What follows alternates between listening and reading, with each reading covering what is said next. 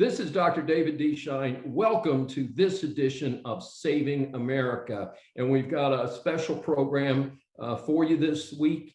And we've got in the news, our first segment, tale of two visits to the Mexican border, Trump versus Harris. Who did a better job? Well, just guess on that one.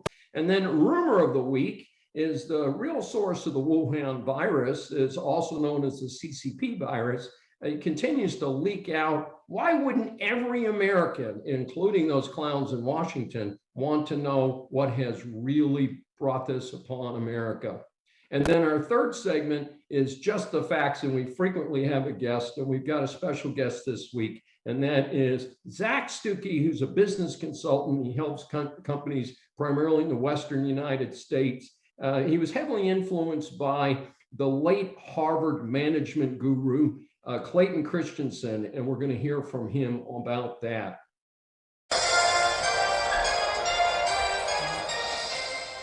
You say, hey, and that's your final answer?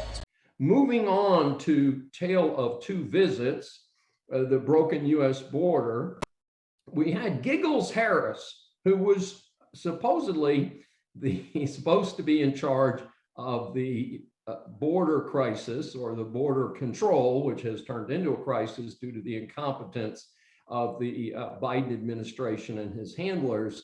And she's not gone to the border. She's run around to other countries saying, oh, let me see if we can get you to stop allowing your public to run through Mexico into the United States so we can pretend to make them citizens so that we can pretend to have them vote for Democrats. This is not disguise, folks. This isn't anything that we need to debate whether there was any underlying motivation other than what I just said. But in any event, Giggles has not been to the border, and she heard that Trump, former President Trump, and Governor Greg Abbott were going to have a special event at the border. And so her handlers very quickly arranged a trip to, of all places, El Paso, one of the few places on the Mexican-American border that is actually sort of under control. And during her brief visit there, she really didn't accomplish much. She was 800 miles from the center of the crisis in the middle of the Mexican-Texas border, which is, of course, where Trump and Governor Abbott went about half a week later. And she did not tour any overcrowded facilities. She didn't tour the facilities that are overrun, according to news reports, with COVID-19 infections. She didn't look at the improper and inhumane conditions that her administration has brought about. So it's quite a contrast. One of the things that was very interesting is the meeting with Trump and Abbott at the border was at a place where the wall had been abruptly stopped by another poor Biden decision, and people are streaming through that breach in the wall. Governor Abbott has committed state funds to completing that wall. And in addition, the wall that had already been constructed was stopped before it was painted, and obviously metal will rust if it's not painted. So they've committed to making sure that the existing metal parts are painted and to finishing the wall. Border arrests, by the way, have skyrocketed since President Biden took office. May marks the busiest month yet, 180,000 apprehensions. Now, remember, apprehensions don't mean a whole lot because they tell these people to come back in 2-3 years. Most of them never show up. Estimate is 5% of them may show up. Yeah, this is not good. We've got to stop them at the border. We've got to discourage them from coming through Mexico. We've got to do what President Trump did when he had the safest American border in quite a while. There's been a change in the makeup because everybody in the world has heard about this leak. We now have more people coming in from Ecuador, Venezuela, Cuba, and Haiti. So this is getting scarier and broader than what has been happening in the recent past. So this is certainly something that needs to urgently be taken care of. And Giggles Harris has certainly not done anything to help the situation. a truly poor representation of America. You are the weakest link. Goodbye. Let's switch to the rumor of the week. The real source of the Wuhan virus, also known as the CCP virus. And scientists have obfuscated the sources of COVID-19 to different viruses that we know are stored at the Wuhan lab. And we know that there is a professor or scientist there named Shi Zhengyi, and she is the common link. She is a specialist at bats. And remember, the big cover story was that this was spread somehow by bats. And then the prior SARS virus, which fortunately did not explode, so we've now got an exploding virus. What is starting to come out in Washington, just little trickles, usually brought up by Republicans, is that this virus is being paid for partially by the United States, has given money to this laboratory. This is just crazy, folks. First of all, we've got a nearly $30 trillion national deficit, and we really don't get along with the Chinese. They really don't play nice with others. And you're telling us that we have sent money in the past to this lab to kill 600,000 Americans, to ruin the best economy in recent history in the United States? This is just not sensible, folks. And there's increasing belief that this was a virus that was developed for military purposes and may not have been leaked on purpose. Let's be fair, probably wasn't leaked on purpose, but the Chinese failed the CCP to control it once it began. They blocked off people in that city, but allowed them to travel internationally, even though they weren't allowed to travel domestically. What nice people they are. Yeah, this is the kind of thing that we need to get out in public. Oh, and the kicker, the footnote to end all footnotes. Hunter Biden had an interest in one of the companies that has provided funding to the Wuhan lab. Yes, folks, I can't make this stuff up. And it's going to be interesting to see if we ever prosecute either of the Bidens for illegal dealing overseas. And if anyone ever really gets to the bottom of the devious and terrible things that have been done with regard to the Wuhan lab and to other scientific testing like this designed to hurt humans in large numbers.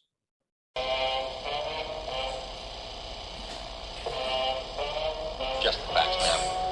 So our guest this week is Zach Stuckey, is a business consultant who helps scale companies in the Western United States. He's helped companies hit 40% year-over-year growth. That's pretty darn good. He's going to talk about his own management approach and how it was influenced by one of the great minds in management, Harvard's Clayton Christensen, who passed away very recently. Welcome, Zach. Thank you, Doctor. It's great to be here. Well, tell us how you get introduced to the work of Clayton Christensen. We talked about it in our pre-interview, and it sounds like a great story. Yeah, so I had never heard of Clayton Christensen, which is funny because I grew up in an entrepreneurial family. But so he and I share the same faith. We're both members of the Church of Jesus Christ of Latter-day Saints, and I actually served a mission with his son in Taiwan. And at the time, I had no idea who he was. His son was a leader for me and was doing some training and was just a great guy, just a really great guy, just serving and all of this stuff. I remember he got up early and made me pancakes, which is impossible to get in Taiwan. And it was just amazing. And so on our missions, we serve in companionships of just 2 people. And I got back together with my companion and he said, "Do you know who his dad is?" And I was like, "No." And so he explained who his dad is. And he's like, "Yeah, his dad's kind of a big deal. Like he completely transformed the way that we look at innovation in the United States." And I was like, "Huh, cool." So after serving my mission, I came home and started getting an education. And I had a professor who assigned a project where we had to read a book by a leading thinker in business. And so I chose Clayton's first book, The Innovator's Dilemma. And it was just fascinating. As I read it, I was blown away by the level of thought that he had put into his work, and the way that he saw things totally differently. And from there, it just opened the floodgates. And I've consumed so much of his work. It's just absolutely astounding, the things that he's been able to produce, and the ideas that he's been able to create. I mean, the guy Steve Jobs basically had him on speed dial. That's where the concept of the iPod and the iPhone were heavily influenced by Clayton Christensen's work. So yeah, just massively impactful stuff. Well, it sounds great. Tell our audience a little bit about the book. It's called The Prosperity Paradox: How Innovation Can Lift Nations Out of Poverty. And what messages might that contain even for the United States? Yeah, absolutely. So Clay's work is centered around this concept of innovation and how disruptive innovation comes about, right? And what he says is that there are basically four types of innovation. You have these potential products, which are products that no one's really figured out yet.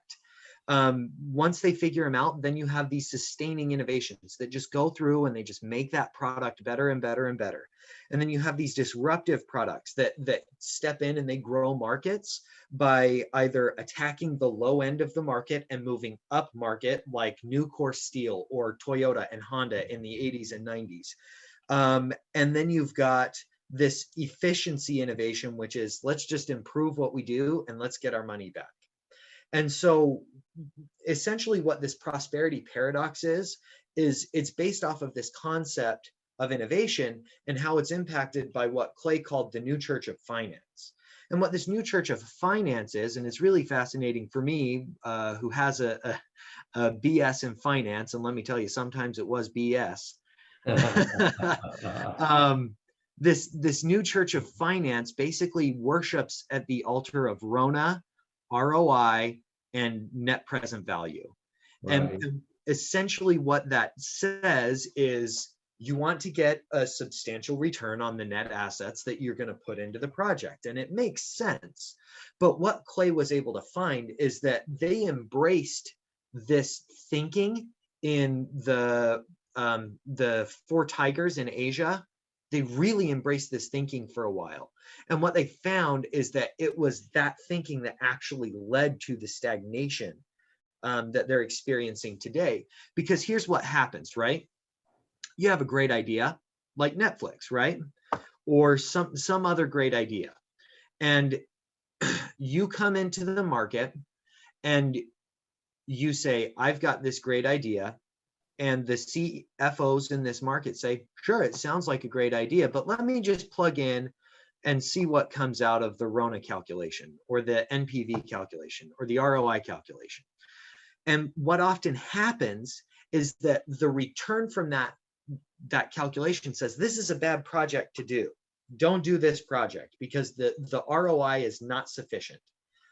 But what ends up happening is that they pass on these projects that they should have done, because these projects, although they're very low growth rates at the beginning, because they're servicing often an underserved market or the low end of the market, it creates the growth that the company needs in the long run. And so that's things that happened with like Toyota or Nucor Steel, right? Nucor came into the bottom of the market doing rebar, which is like garbage steel, but they found a way to turn this scrap metal into this rebar. And so they moved from rebar, and all of these higher end in the market were like, great, Nucor's got it. We don't have to service rebar anymore. It's not a profitable line for us anyway. Let's just cede that to them. And Nucor moved up and up and up the market until they're doing structural steel and things for like the frames of automobiles and everything else. And now Nucor is competing with, US Steel and all of these other steel companies, and they're losing their shirt, these major steel companies. And they're like, what's happening here? And China's doing it to us again. Mm-hmm. And that's what we're finding, is that China has come in at the low end of the market and they're moving up market. And by doing that, they're actually finding that companies in the United States, because China has a distinctive comparative advantage in terms of their human capital, labor is just so gosh darn cheap that the US can't really keep up in their mind. And so what they need to be doing, according to Clay, is they need to be saying, instead of not competing with these guys on the lower end, what we need to do is spin off a subsidiary company and absolutely compete with these guys on the lower end, because that will keep them contained down here on the lower end of the market. They'll never really be able to get enough market share to move up market. Amazing, Zach. What a great explanation. And as you know, we've limited time, so let me move on to our third question for today. And Christensen, I know you call him Clay, also had a different reflective side with his book, How Will You Measure Your Life? And what lessons does that hold for your audience? And I know from our pre-interview that you're a dad, I'm a dad and a granddad. And, so we do think about that. What is our legacy and what do we bring to the game? So tell us a little bit about that book. Oh, I love this book. If you haven't read this book, pick up this book, read the book. So like you said, Clay was a professor at Harvard. And one of the things that he would do is at the end of every lecture, or not lecture, but every semester, he would give this lecture called How Will You Measure Your Life? And he was diagnosed with cancer, and he was worried, I'm not going to be able to give this lecture again. And so he worked with James Allworth and Karen Dillon to take what was that lecture and turn it into a book that could then be distributed to his students. And the book basically hinges on this. Clay got his master's and PhD from Harvard. And what he would find is that he would go to these reunions, these class reunions at Harvard. And he would find that, the first one, everybody's life looks glamorous. And then the second one, their life is starting to fray. And then the third one, some of them are in jail. Some of them are divorced. Some of them, their kids hate them, and so he was like, what is going on here? And he created this book. And so this book is sectioned out, but and the thing that had the most profound impact for me, at least in this latest review, was his chapter called Just This Once. And he talks about the dangers of marginal thinking. And he in these chapters, he structured it really well. He uses a business example, and then he talks about a personal example. And the business example that he uses is this marginal thinking that led to Blockbuster passing on purchasing Netflix, or at least trying to compete with Netflix, back before they were streaming. This is when they were mailing DVDs out. And then he shares this really profound story. He talks about how he was a basketball player, and it started out just because he's 6'8". No, Yeah. 6'6". He's Yeah. a tall guy. And he played basketball, and he ended up playing basketball for university. And his team made it in high school to the championships, and the championship game was on Sunday. And in our faith, we believe that we just don't engage in sporting activities like that on Sunday. And so he made this decision, and it was a really hard decision for him at the time. I'm not going to play in that game. And every single member of the team and every single member of the coaching staff came to him and said, are you kidding me? Like, you're really going to make this decision. You're really not going to play. And he didn't play, and they still won the game, thankfully. But he had this realization. It's easier to do something 100% of the time than it is to do it 98% of the time. Yeah. That moment that we let ourselves lapse just this once, just this one time, could be the moment that starts a cascade that leads us to making worse and worse decisions. And if we have this hard, fast rule, I'm just not going to do that thing. then we'll never violate our integrity. Zach, you are a fascinating guest. You are a great speaker and an inspiring speaker. And I hope we'll be able to get this out very broadly to our audience when the program airs and goes out on podcast. And tell people if they'd like to learn a little bit more about you, how they get a hold of you. Well, if you'd like to get a hold of me, you can email me, Zach, that's Z-A-C, no H and no K. I keep it simple, at homericconsulting.com. So Homeric, H-O-M-E-R-I-C, consulting.com. It means grand or epic in scale. Fantastic. Thank you so much for being a guest on Saving America for this episode.